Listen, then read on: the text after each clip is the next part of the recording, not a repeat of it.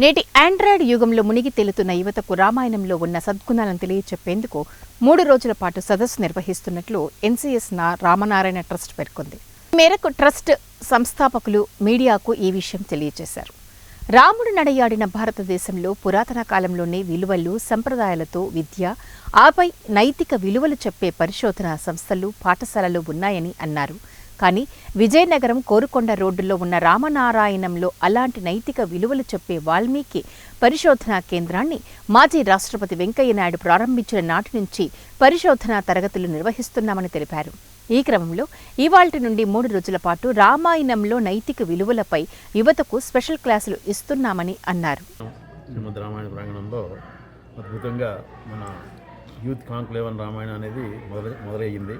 ఉదయం 9 గంటలకి మన ఎమ్మెల్యే గారు, స్థానిక ఎమ్మెల్యే గారు అదితి గజితరాజు గారితో జ్యోతి ప్రజ్వలనం చేసి అద్భుతంగా ప్రారంభం జరిగింది.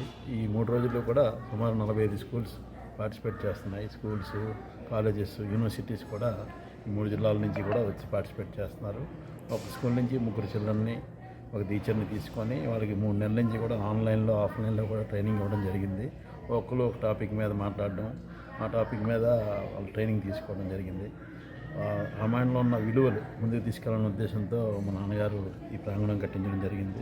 ఆ విలువలు ముందుకు తీసుకెళ్లే ఉద్దేశంతో సెప్టెంబర్ 26వ తేదీని మన వెంకయ్య నాయుడు గారు ఇక్కడ వాల్మీకి రీసెర్చ్ సెంటర్ రామాయణ అని చెప్పేసి ఇనాగ్రేట్ చేయడం జరిగింది.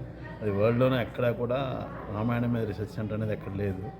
దానికి సపోర్ట్గా మనకి నేషనల్ సాంస్క్రిట్ యూనివర్సిటీతో ఎఫిలియేషన్ చేయడం, ఎవరైనా రీసెర్చ్ చేసుకుంటే గైడ్స్ని వాళ్ళు ఇవ్వడం, ఇక్కడ వాళ్ళకి చేసుకున్న వాళ్ళందరికీ కూడా ఇమ్యూనిటీస్ అన్ని మనం ఫ్రీగా ప్రొవైడ్ చేయడం జరుగుతుంది.